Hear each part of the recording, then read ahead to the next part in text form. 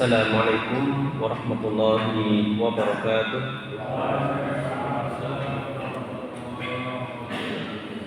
Innal hamdalillah nahmaduhu wa nasta'inuhu wa nastaghfiruh wa na'udzu billahi min shururi anfusina wa min sayyiati a'malina man yahdihillahu fala mudilla lahu wa man yudlil fala hadiya lahu. Wa ashhadu an la ilaha illallah wahdahu la syarika lah wa ashhadu anna Muhammadan abduhu wa rasuluhu wa sallallahu ala Muhammadin wa ala alihi wa ashabihi wa man tabi'ahum bi ihsanin ila yaumiddin. Bapak dan Ibu, saudara dan saudari, adik-adik jamaah yang berbahagia yang semoga dirahmati Allah tabaraka wa ta'ala. Alhamdulillah, kita bersyukur kepada Allah Jalla wa'ala atas segala limpahan nikmat yang telah Allah berikan kepada kita semuanya. Semoga salawat dan salam akan senantiasa terlimpahkan kepada Nabi kita yang mulia, Nabi Agung Muhammad sallallahu alaihi wasallam, demikian juga kepada keluarganya, para sahabat dan segenap umatnya yang mengikuti ajarannya hingga akhir zaman. Bapak dan Ibu jamaah kaum muslimin yang semoga dirahmati Allah Subhanahu wa taala. Pada kesempatan malam hari ini pengajian tafsir akan kita lanjutkan, yaitu kita masuk kepada ayat 122 hingga ayat 124. 122 dan 100 sampai 124. Dan ayat-ayat yang disampaikan ini sebagiannya ada kesamaan dengan ayat-ayat yang sudah lewat atau di ayat-ayat sebelumnya di surat Al-Baqarah, ya. Yaitu berkaitan dengan seruan Allah Subhanahu wa taala kepada Bani Israil untuk mengingat nikmatnya yang Allah berikan kepada mereka, supaya mereka itu bisa bersyukur dan supaya mereka itu bertakwa kepada Allah Subhanahu wa taala, mempersiapkan diri guna menghadapi suatu hari di mana tidak bermanfaat pertolongan dan tebusan di sisi Allah Subhanahu wa taala. Kemudian di ayat selanjutnya yaitu 124 adalah berkaitan dengan Nabi Ibrahim alaihissalam. Nabi Ibrahim alaihissalam kita disuruh untuk mengingat bagaimana beliau itu diuji oleh Allah Subhanahu wa taala dengan perintah dan larangan, dan beliau melaksanakan perintah Allah Subhanahu wa taala. Untuk itu kita baca ayatnya dari ayat 122 sampai 124. Bisa dilihat di lembaran kertas atau di slide atas kalau bisa terlihat dengan jelas. Ya. Kita mulai dengan ta'awudz terlebih dahulu. A'udzu billahi minasy syaithanir rajim.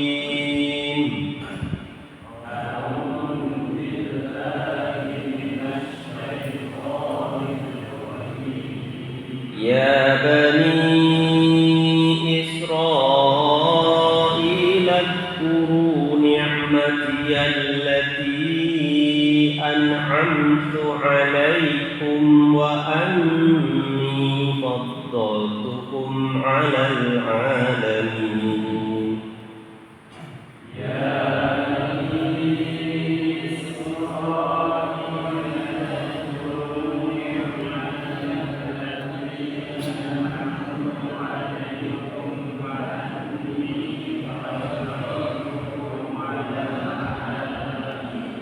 واتقوا يوما لا تجزي نفس عن نفس شيئا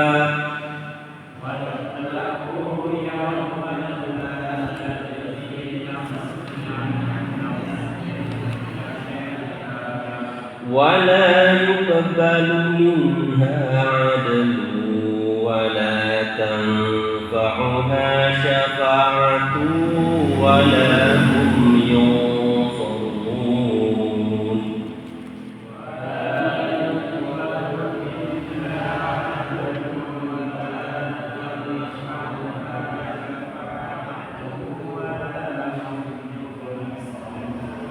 وإذ ابتلى إبراهيم ربه بكلمات فأتمهن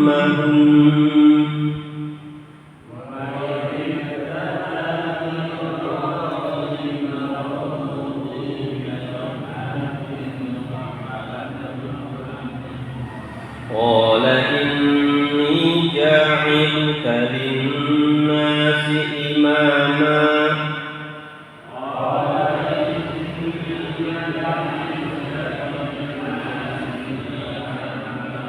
قال ومن ذريتي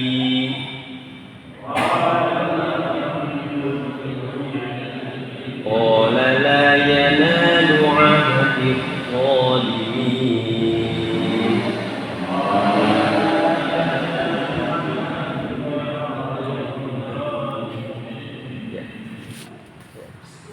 Kalau Allah Ta'ala, Allah Subhanahu wa Ta'ala berfirman, Ya Bani Israel, udhkuru ni'mati allati an'amtu 'alaikum wa anni faddaltukum 'alal 'alamin. Yang artinya, wahai Bani Israel. Bani Israel di sini adalah gelar atau nama lain dari siapa? Nabi siapa kalau itu? Nabi Isa, Nabi Yakub alaihi salam. Nabi Yakub bin Sinten, bin Yahya, bin Ishak. Apa? Yang penting masih nama Nabi lah, masih kesalahannya nggak fatal ya. Ya, Yakub bin Ishak bin, ini nggak boleh salah ini. Astagfirullah. Ibrahim. Jadi Israel ini siapanya Nabi Ibrahim?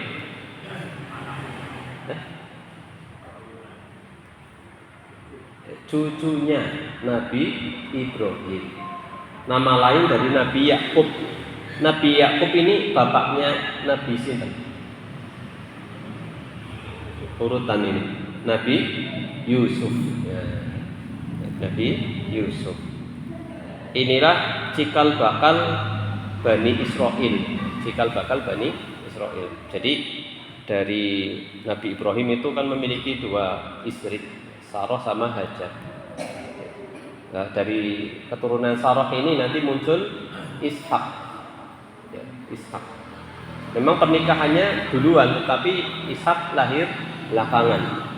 Bahkan usianya sudah mencapai 90 tahun Sarah ini. Dan Nabi Ibrahim itu sudah 100 tahun ya, didatangi malaikat untuk menyampaikan kabar gembira. Adapun Hajar maka dibawa oleh Nabi Ibrahim ke sebuah tempat padang gurun yang begitu tandus. Inilah cikal bakal bangsa Arab. Dan nanti ada satu keturunan di sana, yaitu Nabi Muhammad Sallallahu Alaihi Wasallam. Ya. Nah, yang diketahui oleh ahli sejarah, kakeknya Nabi Muhammad terus ke atas itu sampai sekitar 21 yang disepakati oleh ahli sejarah. Sampai siapa? Aden. Sampai Aden. Nah, Aden ini keturunannya Nabi Ismail, tapi entah keberapa ya, udah generasi keberapa. Itu yang simpang siur ahli sejarah. Tapi oleh Adnan, betul ya, Adnan ya. Adnan sampai ke bawah itu ini diketahui oleh ahli sejarah. Nah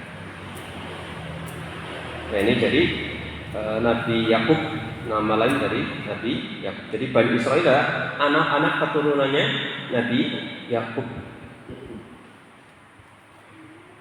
Ingatlah nikmatku yang telah aku anugerahkan kepada kalian, dan ingatlah pula bahwa aku telah melebihkan kalian atas seluruh umat di masa kalian.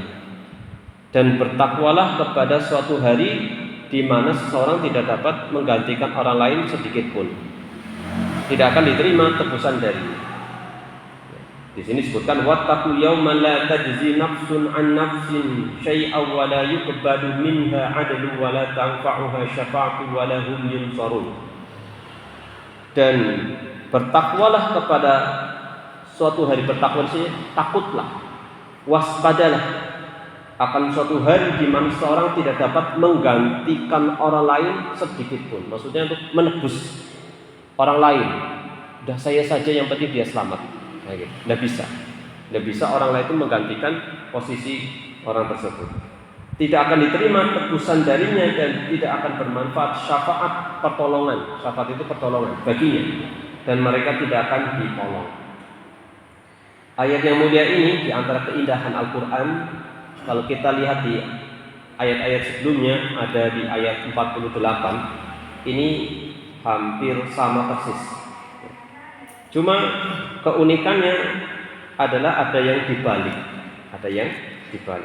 Perhatikan di ayat ke-48, wattaqu yawman la tajzi nafsun an nafsin syai'a wa la yuqbalu minha syafa'atun wa la yu'khadhu minha 'adlun wa la hum yunsarun. Perbedaannya apa? Kalau di ayat 123 wala yuqbalu minha 'adlun. Di ayat 48 diawali wala yuqbalu minha syafa'atun. Syafaatnya yang didahulukan. Sedangkan di ayat 123 wala tanfa'uha syafa'atun. Di ayat 48 wala yu'khadhu minha 'adlun. Gitu. Sama, hanya dibolak-balik saja. Tentunya ini terkandung keindahan ayat-ayat Al-Quran. Seperti itu, wallahu a'lam bishawab. Ya, ini salah satu tujuannya untuk menghindarkan kejenuhan. Ya, jadi ada sisi berbeda. Dan ini kadang-kadang jadi rintangan bagi para penghafal Quran. Kadang-kadang kebalik-balik gitu ya, harus ingat-ingat gitu. Tapi di sisi lain ada kemudahan. Kalau yang diawali dengan yuqbalu minha 'adlun berarti ayat setelahnya ini.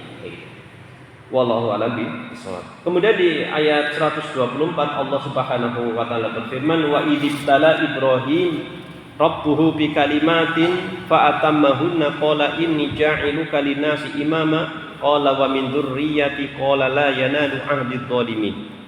Dan ingatlah ketika Ibrahim diuji Tuhannya dengan beberapa kalimat, Rabbnya dengan beberapa kalimat. Lalu dia melaksanakannya dengan sempurna.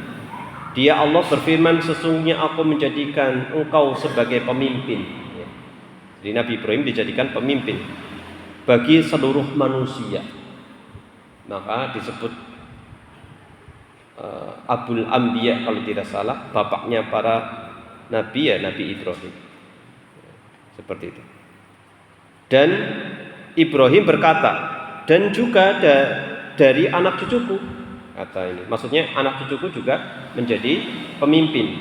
Allah berfirman, benar, tetapi janjiku tidak berlaku bagi orang-orang yang dolim. Maksudnya yang tidak mungkin jadi pemimpin adalah bisa jadi keturunan Nabi Ibrahim, tapi ada yang dolim. Ya. Dan itu jamaah kaum muslimin yang semoga dirahmati Allah tabaraka wa taala, kita sampaikan di sini penjelasan dari tafsir Aisarut Tafasir yang ditulis oleh Syekh Abu Bakar Al-Jazairi rahimahullahu taala. Ya, langsung kepada penjelasan atau makna dari ayat ini. Ya. Disebutkan di sini ya'idur rahmanu azza wa jalla, Allah yang maha pengasih menasehati, memberikan wasiat, memberikan nasihat al-Yahuda kepada orang Yahudi, fayunadihim bi asyrafi alqabihim. Lalu Allah memanggil mereka dengan julukan yang paling mulia, dengan sebutan yang paling mulia. Siapa disebutkan? Bani Israil. Kenapa? Kakeknya itu adalah orang yang sangat mulia, yaitu Nabi Yakub. Ya ini. Sedangkan orang Yahudi kita sudah tahu sendiri bagaimana karakter mereka. Diingatkan dulu kakek kalian yaitu Yakub ini adalah orang yang soleh. Maksudnya ikutilah dia, kayak gitu. Dan memerintahkan mereka agar mengingat nikmat-nikmatnya. Wa ya'muruhum bidzikri ni'amihi ta'ala 'alaihim wa hiya katsirah. Dan Allah memerintahkan mereka agar mereka itu mengingat nikmat Allah Subhanahu wa taala yang telah diberikan kepada mereka, dan itu begitu banyak nikmat Allah kepada mereka. Dan ini sudah pembahasannya terlewat ya. Wa ya'muruhum an yadhkuru tafdilahu. Wa ya'muru an yadhkuru tafdilahu. Dan apabila kita perhatikan bahwa Ibu, nanti setelah ayat ini pembahasan tentang Bani Israil itu sudah tidak terlalu kental ya. Nanti lebih banyak kepada Nabi Ibrahim ya, nanti bagaimana kisah Nabi Ibrahim membangun Ka'bah dan seterusnya ya, sampai dan seterusnya ini. Jadi sepertinya ini pembahasan terkait ini, perdebatan atau perdebatan kepada mereka itu sudah diakhiri di ayat ini ya. Karena sudah panjang lebar dari ayat berapa itu ya. Nah, sekarang mulai kepada Nabi Ibrahim sendiri. Nah, kita lanjut di sini. Dan Allah Subhanahu wa taala memerintahkan mereka untuk mengingat keutamaan mereka ya Allah berikan kepada mereka dibandingkan manusia di zaman mereka. Wal muradu min dzikri ni'ami syukruha. Yang dimaksud perintah untuk mengingat nikmat itu sejatinya apa? Endingnya apa? Ending dari mengingat nikmat Allah apa? Untuk bersyukur atas nikmat Allah. Bukan hanya diingat-ingat saja, tapi untuk ya bersyukur atas nikmat Allah Subhanahu wa taala. Fahiya ta'ala fil haqiqah ya'muruhum bi syukri ni'ami. Sejatinya ayat ini meskipun perintahnya untuk mengingat nikmat Allah, sejatinya adalah ada perintah tersirat, yaitu apa? Bersyukurlah atas nikmat Allah Subhanahu wa taala. Ya. Maka supaya kita bisa bersyukur diawali dengan kita mengingat nikmat. Kalau ini kepada Allah, ya. Kepada manusia saja kan seperti itu gitu. Ya. Anak mengingat nikmat kebaikan orang tuanya biar nanti bisa berterima kasih. Murid juga seperti itu, ya kan? Mengingat nikmat-nikmat kebaikannya atau kebaikan-kebaikan gurunya supaya dia bisa berterima kasih. Demikian juga orang yang sudah memberikan kebaikan, dia diingat-ingat nikmatnya. Ya. Kan kata orang kalau kita berbuat baik dilupakan, ya kan? Kita lupakan. Tetapi kalau kita ada yang berbuat baik kepada kita ingat supaya untuk kita membalas. Kata Rasulullah, ini kalau berkaitan dengan manusia, kalau ada orang yang berbuat baik kepadamu, maka balas. Kalau tidak bisa, ya, maka doakan. Balaslah yang setimpal, yang maksudnya sama. Kalau tidak bisa ya doakan terus sampai kamu mengira seakan-akan kamu sudah membalas. Nah, membalas kebaikannya. Kita lanjutkan lagi di sini. Wa dzalika bil iman bihi. Caranya bagaimana mereka bersyukur kepada Allah, yaitu dengan beriman kepada Allah wa bi rasulihi, dan kepada rasulnya, waddukhul fi dinihi, waddukhuli fi dinihil haq al-Islam.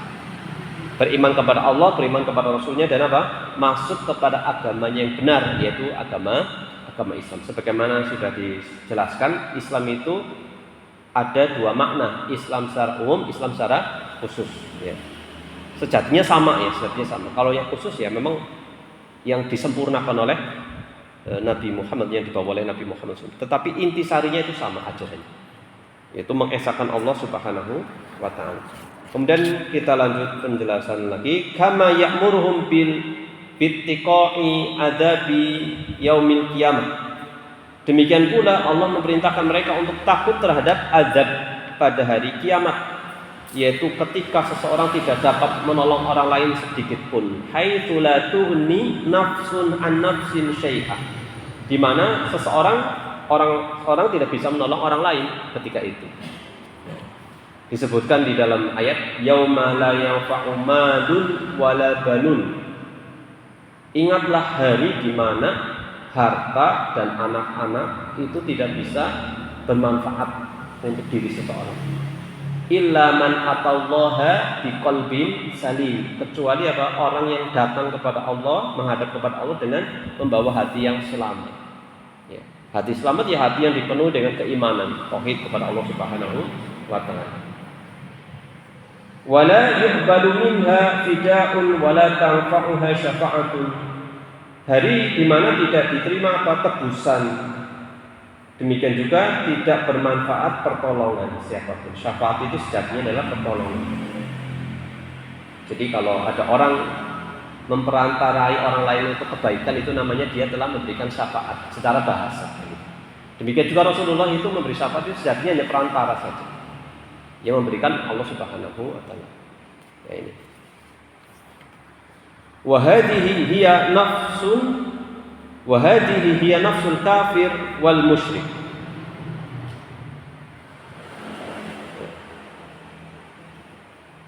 Yang dimaksud di sini adalah jiwa orang kafir dan musyrik tentunya. Tidak akan bermanfaat itu semua. Haitsu la syafa'ata, di mana tidak ada syafaat pertolongan tanadul kafira awil musyrika. Tidak ada bermanfaat syafaat baginya. Karena tidak ada syafaat yang dapat diberikan kepada orang kafir dan atau musyrik. Seperti itu. Wala yujadu lahum nasirun yansuruhum, tidak dijumpai untuk mereka, didapatkan untuk mereka penolong pun yang bisa menolong mereka. Fayadfa'u anhumul adab, yang bisa mencegah atau menghalangi mereka dari adab Allah Subhanahu wa taala. Ittiqa'u adabi yaumil qiyamah yakunu bil imani billah wa bi rasulihi wal amali shalih. Lalu bagaimana supaya seorang itu bisa terlindung atau dilindungi dari adab Allah Subhanahu wa taala, terbebas dari adab Allah Subhanahu wa taala? Caranya adalah dengan iman kepada Allah dan Rasulnya dan beramal saleh. Ba'da takhalli 'anil kufri wal ma'asi. Beriman kepada Allah, beriman dan amal soleh setelah apa? Dia membersihkan diri dari kekufuran dan kemaksiatan. Ya, sampai sini bisa dipahami insyaallah ya. Ya, seperti itu. Mungkin kita langsung sampaikan kesimpulan dari ayat 122 dan 123 ya. Di sini disebutkan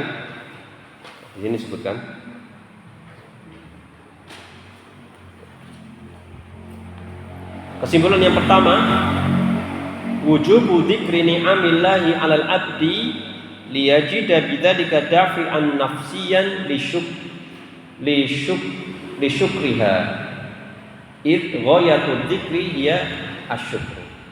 Kewajiban mengingat nikmat-nikmat Allah yang telah diberikan kepada seorang hamba agar dengan mengingatnya timbul dorongan batin untuk mensyukurinya.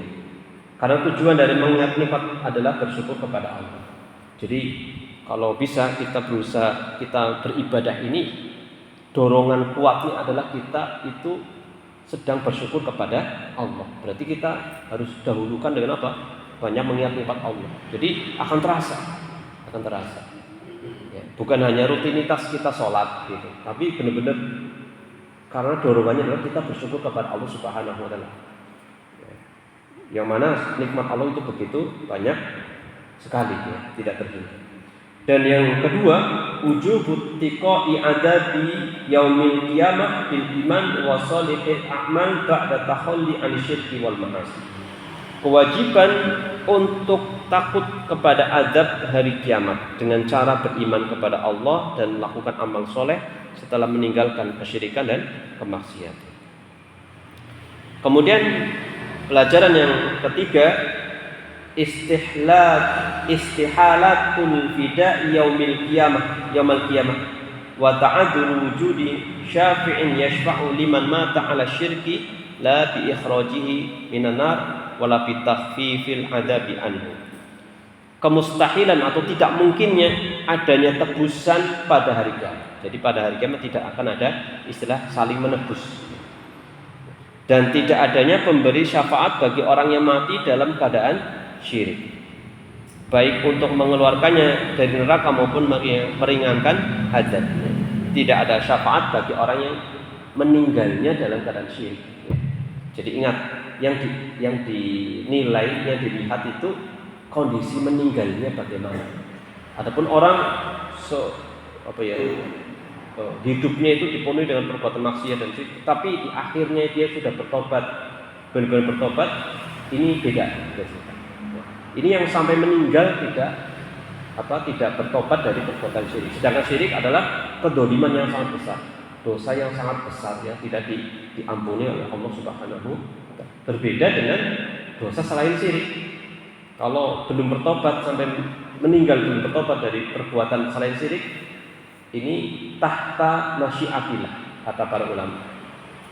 Sesuai dengan kehendak Allah. Allah mau mengadab atau Allah akan mengampuni. Masalahnya orang itu tidak tahu diadab atau tidak, diampuni atau tidak. Tetapi kalau syirik sampai tidak bertobat dan taunya orang itu bertobat, ya Allah Subhanahu wa Ta'ala. Mungkin secara zahir ya, maka kita tidak boleh langsung menjustifikasi dia langsung ini. Bisa jadi dia bertobat, kita nggak tahu.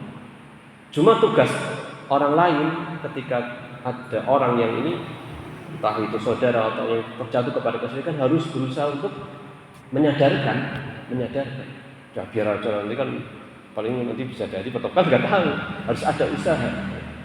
Contohnya kan Rasulullah SAW ketika mendengar pamannya yaitu Abu Thalib hendak sudah sakaratul maut, segera bergegas ke kediamannya untuk mengajak supaya ucapannya itu ucapan apa?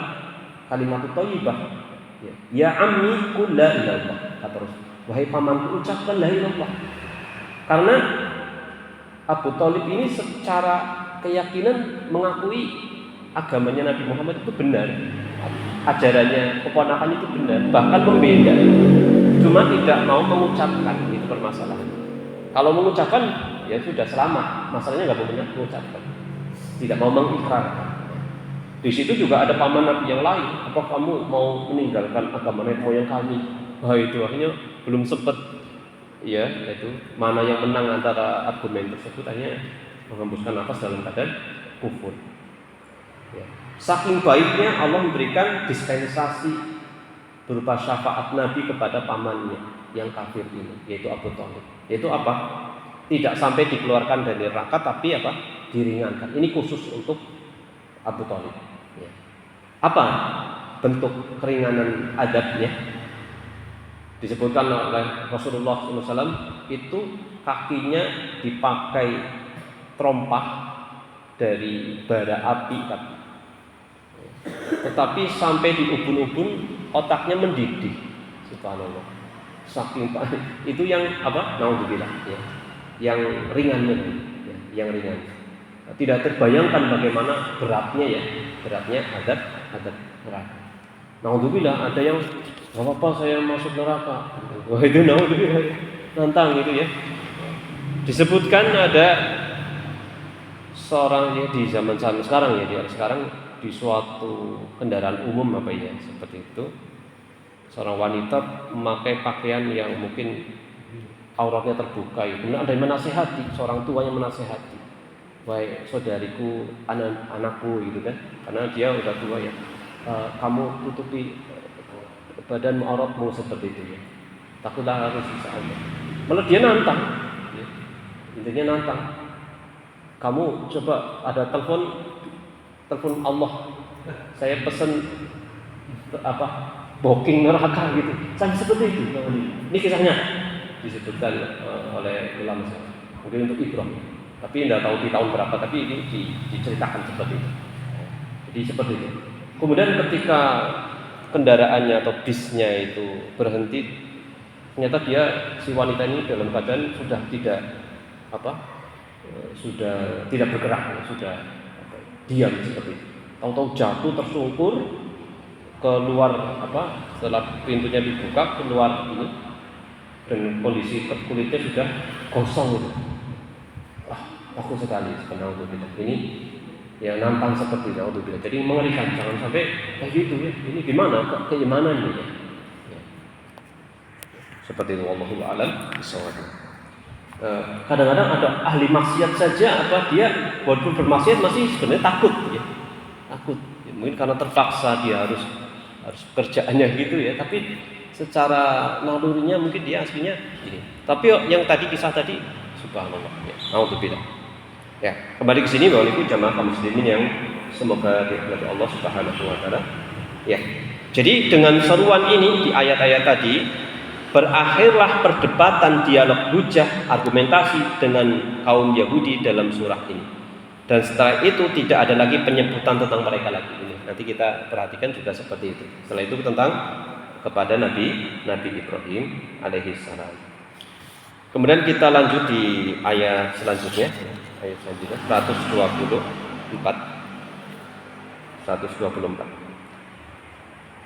Ya. Yang artinya apa? Dan ingatlah ketika Nabi Ibrahim diuji Tuhannya dengan beberapa kalimat, lalu dia melaksanakannya dengan sempurna. Dia Allah berfirman, sesungguhnya aku menjadikan engkau sebagai pemimpin bagi seluruh manusia. Dan Ibrahim berkata, dan juga dari anak cucuku. Allah berfirman, benar, tetapi janjiku sudah berlaku bagi orang-orang zalim. Tahun ini ada sedikit tambahan faidah. Kata Ibrahim dalam bahasa Suryani atau bahasa Ibrani. Nah, ini yang sempat dulu rame bahasa Suryani. Ya, yang sempat rame di Indonesia ini. Bahasa Suryani itu dan Ibrani itu bahasanya memang kalangan orang-orang Yahudi. Ya, di daerah tertentu di sana ya, yang memang di situ orang Yahudi. Yang mana dulu Zaid bin Thabit diperintahkan oleh Rasulullah di usia sangat belia untuk mempelajari dua bahasa asli, supaya nanti bisa mendakwahi mereka untuk tahu bahasanya, bahasa pengantarnya. Dalam bahasa Suryani atau Ibrani disebutkan kata Ibrahim atau Abraham itu adalah dengan disebut juga dengan Ab-Rahim. Ab itu bapak, Rahim itu bapak yang sangat rahim, sangat kasih sayang. Jadi maknanya Nabi Ibrahim artinya adalah seorang bapak yang sangat kasih sayang, masya Allah. Ya, jadi ada dari sisi versi bahasa Suryani Ibrani, maknanya adalah seorang ayah yang penyayang dari Abun Rahim, Ab-Rahim. Ya. Ya, jadi hanya tapi dengan hak gitu ya, Rahim. Ya. Kenapa? Karena sifat kasih sayangnya yang sangat besar. Allah menjadikannya sebagai pengasuh bagi anak-anak kaum mukmin di surga hingga hari kiamat. Ya, tapi ini jika hadisnya itu sahih. Bapak Ibu jamaah kaum muslimin yang semoga dirahmati Allah Subhanahu wa taala. Kemudian disebutkan di sini penjelasan ayat 124. Ba'da dzikril hujjat at-tawil alladhi 'asha Rasulullah sallallahu alaihi wasallam ma'a ta'ifatai ahli kitab minal yahudi wan nasara wa kadzal musyrikina fil ayati sabiqah li hadhihi ayat. Setelah perdebatan panjang, dialog argumentasi yang panjang yang dialami Rasulullah dengan dua golongan ahli kitab yaitu Yahudi dan Nasara serta juga dengan kaum musyrikin sebagaimana disebutkan dalam ayat-ayat sebelum ayat ini. Allah berfirman, Amar ta'ala rasulahu an yadhkur ibtila'ahu ta'ala li nabiyhi wa khalilihi Ibrahim alaihi salam. Allah memerintahkan Rasulnya untuk mengingat ujian yang Allah berikan kepada nabinya dan khalilnya, yaitu kekasihnya. Khalilur Rahman adalah kekasih Allah alaihi salam, yaitu Nabi Ibrahim alaihi salam. Bima kallafahu bihi min awamiri wa nawahi. Ya. Yaitu dengan perintah apa? Atau kalimat apa? Ujiannya berupa apa? Perintah untuk dengan perintah-perintah dan larangan-larangan. Diperintahkan dengan perintah dan dilarang dengan larangan-larangan. Faqama biha khairu qiyamin. Lalu Nabi Ibrahim melaksanakannya dengan sebaik-baiknya. Ya, demikian juga seorang muslim hendaknya juga memiliki sikap apa ya, kalau dalam bekerja kan sikap profesional ya. Kalau diperintah oleh atasan benar-benar melaksanakan dengan sebaik-baiknya. Apalagi ini dari Allah Subhanahu wa taala. Kalau kita beribadah juga seperti itu, berusaha untuk yang sebaik-baiknya. Fa an'ama 'alaihi bi akbari in'amihi. Lalu Allah memberikan nikmat kepadanya dengan nikmat yang begitu besar, wa huwa anahu ja'alahu imaman linas, yaitu yang pertama dijadikan pemimpin bagi umat manusia. Wa min abrosi tilka takalif, dan di antara ujian-ujian besar yang dijalani Nabi Ibrahim alaihissalam adalah beliau berdiri tegas menghadapi kaum penyembah berhala. Wukufihi fi wajhi al-wathaniyah, itu beliau berdiri tegas menghadapi para penyembah berhala, wa tahtimi awsanihim, dan menghancurkan berhala-berhala mereka tanpa pandang bulu, meskipun itu berhalanya siapa? Buatannya siapa? Bapaknya sendiri. Aduh, orang kepenak ini bapak ya, seperti itu. Tetap dihancurkan ya. Ya seperti itu ya. Masya Allah, Masya Allah. Bukan berarti Nabi Ibrahim itu sangat lancang dan tidak baik kepada bapaknya. Dalam masalah muamalah baik sekali, tetapi dalam masalah akidah tidak bisa toleransi gitu. Wal hijrah min diyarihim wal ham bidzabhi waladihi. Di antara ujian beliau juga apa? Beliau hijrah, meninggalkan apa? Negerinya. Hijrah meninggalkan negerinya. Demikian juga diperintahkan untuk apa? Menyembelih anaknya Nabi Ismail.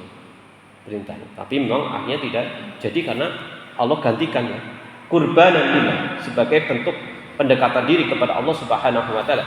Di antara perintahnya adalah wa bina'il bait, nanti di ayat-ayat selanjutnya, kisahnya selanjutnya. Nah, kisah dibangunnya Ka'bah, yaitu membangun Baitul Haram, yaitu Ka'bah. Wa hujjah ad-da'wah ilaihi mimma istahaqqa bihi imamah linas kafah. Ya, sebentar. Nah, dan menyeru manusia untuk berhaji ke sana. Nah, membangun Ka'bah dan mengajak manusia untuk apa? Berhaji ke sana. Ini seruannya Nabi Ibrahim. Wallahu a'lam, apakah Nabi Ibrahim itu benar-benar memang diperintahkan membangun dari awal atau hanya sifatnya itu menyempurnakan, meninggikan seperti itu? Ini memang terjadi perbedaan di kalangan ahli tafsir. Mimma istahaqqa bihil imamah linnasi kafah. Dengan ketaatan dan pengorbanan besar ini, beliau layak memperoleh kedudukan sebagai imam, pemimpin bagi seluruh umat manusia. Wa fi hadza tabqitun lil firaqi as-salasah al-arab al-musyrikin wal yahud wan nasara. Ayat ini juga merupakan celaan, teguran keras terhadap tiga golongan sekaligus, yaitu kaum Arab musyrik, orang-orang Yahudi dan orang-orang Nasrani, seperti itu. Kemudian beliau menjelaskan lagi, id kulluhum yadda'i intima'ahu li Ibrahim wal 'aish ala millatihi fa huwa da Ibrahim wahidun wa hum musyrikun. Ya. Karena semuanya apa? Tiga golongan tadi itu mengklaim diri mereka itu mengikuti ajaran Nabi Ibrahim. Baik orang musyrikin, Yahudi atau Nasara itu mengklaim mengikuti atau pengikutnya Nabi Ibrahim. Padahal mereka telah menyimpang jauh dari ajarannya Nabi Ibrahim. Kenapa? Nabi Ibrahim itu wahid, mereka berbuat syirik. Nabi Ibrahim adalah mentauhidkan Allah, mereka berbuat syirik. Nabi Ibrahim orang yang adil, mereka orang yang zalim. Ya. Nabi Ibrahim pengikut wahyu ilahi Allah, sedangkan mereka kafir terhadap wahyu Allah dan mendustakan Rasul yang membawanya. Dalam ayat ini juga terdapat penjelasan tentang keinginan Nabi Ibrahim agar kepemimpinan imamah itu diberikan kepada keturunannya juga. Dan keinginan tersebut adalah keinginan yang baik, maka Allah pun mengabulkannya. Buktinya apa? Keturunan-keturunannya kebanyakan menjadi nabi secara berurutan, ya kan? Nabi Ibrahim punya putra dua, semuanya nabi. Nabi Ishak punya putra Yakub jadi nabi. Kemudian dari Nabi Yakub juga ada yang menjadi nabi dan seterusnya. Ya. Sebagaimana yang beliau harapkan, namun Allah mengecualikan orang-orang yang zalim karena mereka tidak pantas untuk memegang kepemimpinan itu, sebab imamah, kepemimpinan agama dan teladan hanya pantas bagi orang-orang yang berbuat baik, adil, penuh kasih sayang bukan bagi penguasa yang angkuh berhati keras dan para pendolim yang durhaka. Kemudian ini kita sampaikan 3 kesimpulan dari ayat yang terakhir ini. Yang kesimpulan yang pertama atau mungkin yang keempat dari yang kalau yang tadi ya.